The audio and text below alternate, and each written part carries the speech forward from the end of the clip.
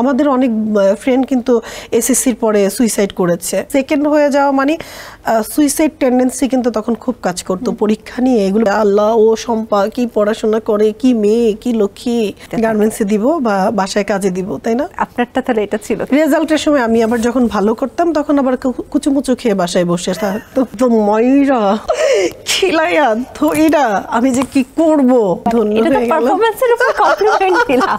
তো আপনি instant video একবার দেখে যেভাবে গড়গড় করে পুরো ডায়লগ দিচ্ছিলেন, এক্সপ্রেশন সহ আমি তাকিয়েছিলাম। এক্সট্রিমলি ট্যালেন্টেড না হলে এটা একদম পসিবল সম্ভব না। সবাইকে বলো না আমাকে বললাম? না, আপনাকে বললাম সিরিয়াসলি, কারণ সবাই এটা তো হয়ে গেল। পারফরম্যান্সের উপর কমপ্লিমেন্ট দিলাম। অনুষ্ঠান টেনে টেনে দেখবো, সবাইকে একই ডায়লগ দাও নাকি তুমি? হ্যাঁ হ্যাঁ, আমরা এগুলো আসলে পিছনে তো করে, তোমার কি বলে এটাকে, প্রম্পট করে, ওইটা শুনে শুনে ডায়লগ বলি। এখানে ইনস্ট্যান্ট বলাটা কিছুটা ভুলভাল হয়েছে। বাট ইনস্ট্যান্ট মানে ভুল হওয়া এক জিনিস আর বলতে পারা এক জিনিস।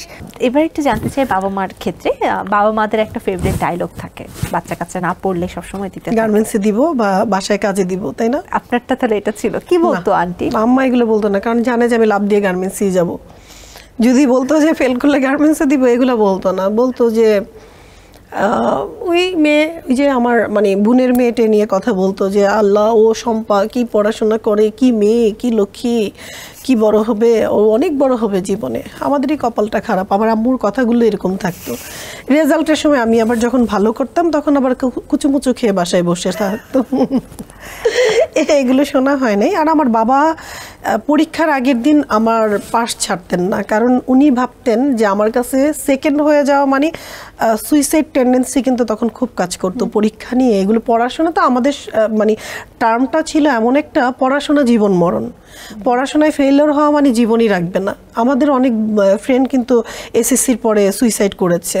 তো আমার আব্বু আম্মু সারাক্ষণ পরীক্ষার 1 মাস আগে একরকম ডায়লগ ছিল আম্মু আব্বুর, ভালো করতেই হবে, এনি হাও, ওর চেয়ে ভালো করতে হবে, এর চেয়ে করতে হবে, না হলে রেজাল্টের দিন আমরা স্ট্রোক করে মারা যাব, এরকম বলতো। ঠিক রেজাল্ট আনতে যেদিন যাই সকালবেলা গাড়িতে বসে বসে বলতেন যে মা, পাশ ফেল জীবনে থাকবে, তোমার বয়স অনেক কম, এসএসসি দেওয়ার সময় হয় নাই, তুমি দিয়ে দিচ্ছ, জীবনে অনেক অ্যাচিভ করছো, তুমি সিনেমার অনেক হিট নায়িকা, তুমি ফেল করলে সমস্যা নেই, আবার পরীক্ষা দিবা, যেন আমার টেন্ডেন্সিটা কাজ না করে। তা আমি সবসময় নিচের থেকে রেজাল্ট খুঁজতে খুঁজতে দেখতাম উপরের দিকে আমার নামটা। তো আলহামদুলিল্লাহ এইভাবে চলে আসছে। অনেক সাপোর্ট করেছে আপনাকে। অনেক। আপনি আপনার বাচ্চাকে, দুজন যে সন্তান রয়েছে তাদেরকে বকা দেওয়ার সময় কিভাবে বকা দেন, সেটার একটা অভিনয় করেন।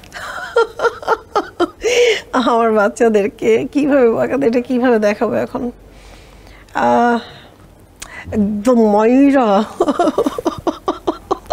খিলাইয়া ধইরা আমি যে কি করব এই মুহূর্তে, এটা কর। ছোটটাকে বলি এরকম। আর বড়টাকে? বড়টাকে অনেক শাউট করতে হয়। বড়টা অনেক দুষ্ট, ওটা একটু মানে ওর একটু বিহেভিয়ার প্রবলেম, ও বোঝে না, ওকে একটু শাউটিং করতে হয় আরো বেশি।